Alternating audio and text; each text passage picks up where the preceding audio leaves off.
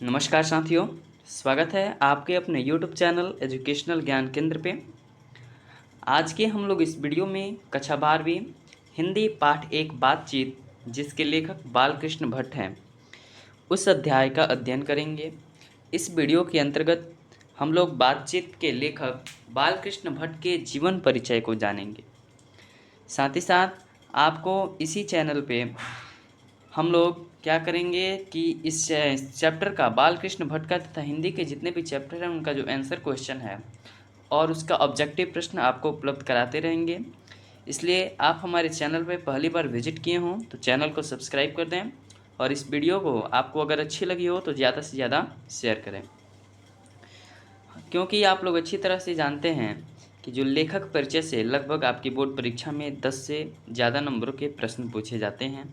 इसलिए बोर्ड की दृष्टि से बोर्ड को ध्यान में रखते हुए हम लोगों ने सबसे पहले लेखक से जुड़े महत्वपूर्ण बातें जो आप बार बार आपकी बोर्ड परीक्षा में पूछा जाता है उसी का इस वीडियो में अध्ययन करेंगे।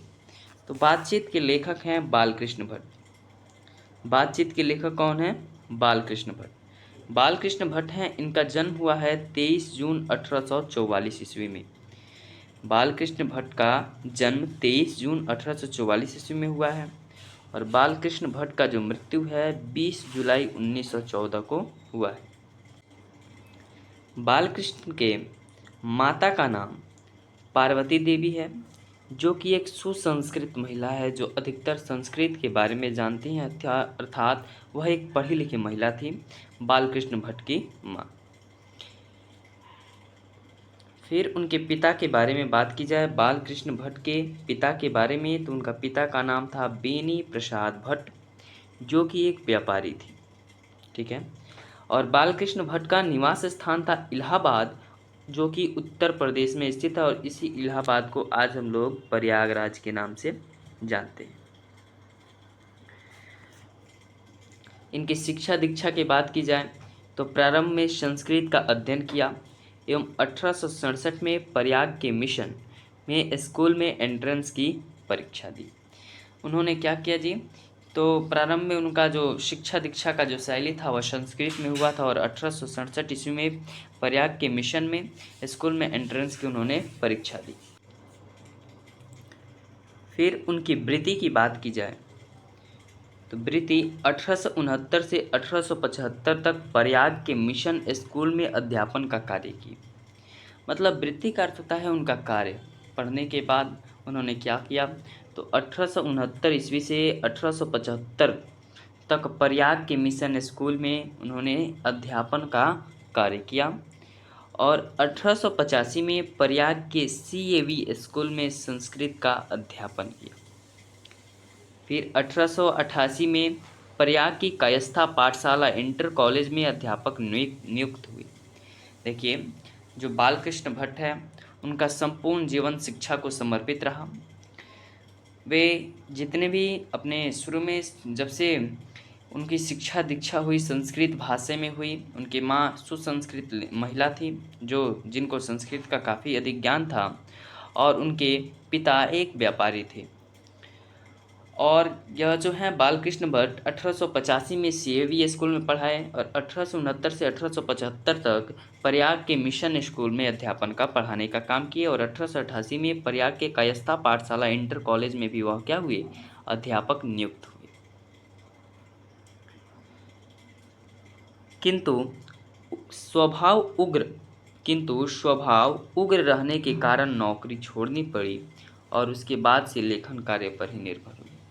लेकिन बालकृष्ण भट्ट उग्र स्वभाव के रहने के कारण उनको वह नौकरी छोड़नी पड़ी और उसके बाद से लेखन कार्य भी वह लेखन कार्य मतलब शिक्षा को ही समर्पित रहे, लेखन का कार्य करने लगे।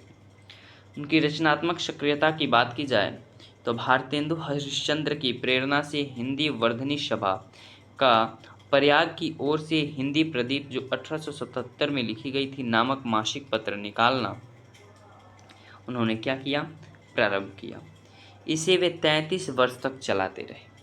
फिर भट्ट जी ने 1886 में लाला श्रीनिवास दास के संयोगिता स्वरवर की कठोर आलोचना की।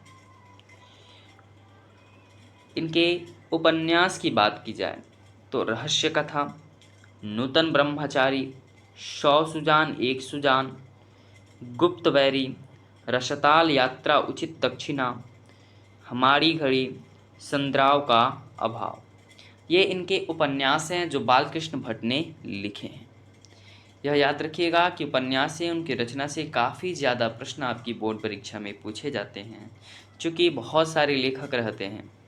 आपकी किताब में जितने भी कहानी हैं, जितने भी कविता हैं, उनके लेखक हैं, और लेखक का जन्म, मृत्यु, उपन्यास, नाटक, अनेक उनके रचनाएं हैं।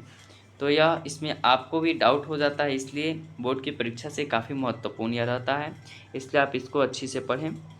नाटक का बात किया जाए तो पद्मावती, कृतार्जुनीय, बेनीशनहार, शिशुपाल वध, नल, दमयंती या दमयंती, शून्यवर, शिक्षादान, चंद्रसेन, सीता वनवास, पतित, पंचम,